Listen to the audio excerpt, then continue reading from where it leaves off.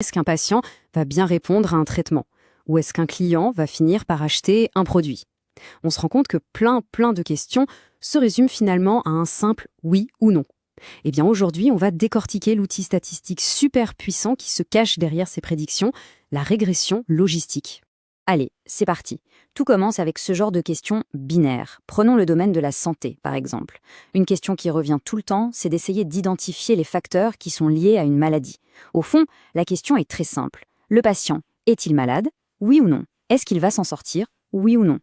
Donc, la grande question, le cœur du sujet, c'est ça. Comment on fait pour construire un modèle mathématique qui soit fiable pour prédire des résultats qui n'ont que deux issues possibles? L'idée, c'est vraiment de dépasser la simple intuition et d'utiliser les données pour y arriver. Alors, on pourrait se dire, allez, soyons simples, utilisons ce qu'on connaît, comme une régression linéaire classique.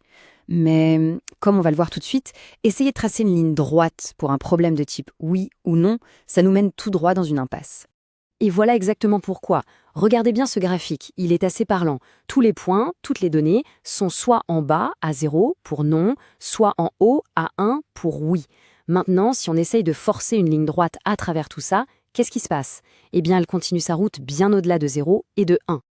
Et c'est là que ça devient complètement illogique. Le point crucial, il est là. Le modèle pourrait se mettre à prédire une probabilité de 120% ou même de moins 10%. Ça n'a absolument aucun sens. On ne peut pas être plus que certain ou moins que non. Clairement, cette méthode n'est pas du tout adaptée. Heureusement, il existe une solution beaucoup plus élégante et qui est, elle, parfaitement adaptée.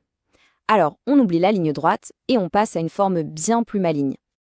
Et la voici, c'est la fonction logistique. Regardez cette belle courbe en forme de S, c'est elle la clé de tout. Son super pouvoir, c'est que peu importe où on se trouve sur l'axe horizontal, la courbe, elle, ne descendra jamais sous les zéros et ne montera jamais au-dessus du 1. Et ça nous montre parfaitement pourquoi elle est idéale pour notre problème. Elle est naturellement coincée, si on veut, entre 0 et 1, exactement comme une probabilité. Du coup, elle transforme nos données en une probabilité de oui ou de non. Et c'est précisément ce qu'on voulait. Ok, super, on a le bon modèle. Maintenant, l'étape suivante, c'est de comprendre ce qu'il nous raconte. Concrètement, comment on interprète ces résultats? Comment on sait si un facteur, disons l'âge ou le fait de fumer, augmente ou diminue la probabilité que quelque chose arrive?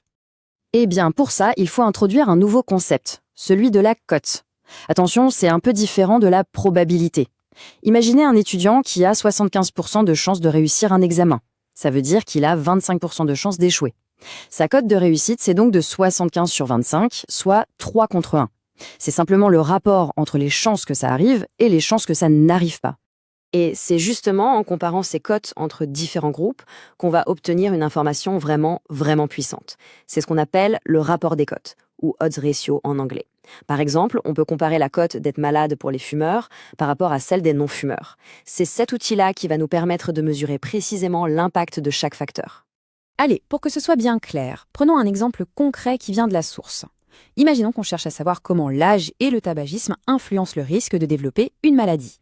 Alors, le modèle mouline les données et nous sort ce chiffre pour le facteur âge.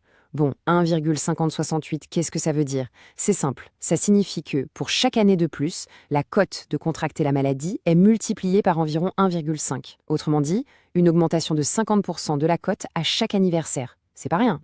Maintenant, jetons un œil à l'impact du tabac. Le chiffre qui sort est quasiment de 2.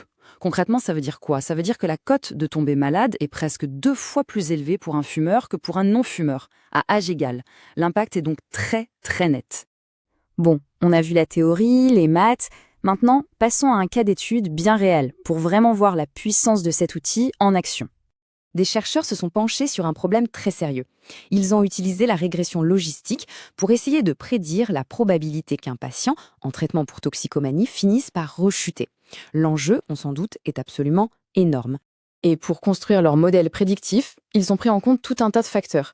L'âge du patient, bien sûr, mais aussi la durée de son traitement, le nombre de traitements qu'il a déjà suivis, son score de dépression, son historique d'injection, bref, un profil assez complet. Et voilà une des conclusions les plus importantes de leur analyse. Le modèle a révélé que même en tenant compte de tous les autres facteurs, une durée de traitement plus longue était directement liée à une probabilité de rechute plus faible. C'est une information capitale qui peut directement orienter les politiques de santé publique. Tout ça nous amène à une question finale pour ouvrir la réflexion. La régression logistique, en fait, elle est partout autour de nous. Dans les diagnostics médicaux, dans les systèmes qui nous recommandent des produits en ligne. Alors si on y pense un instant, quelles autres grandes questions oui-non de notre quotidien pourraient être décodées si on avait les bonnes données? La réponse pourrait bien dessiner une partie de notre avenir.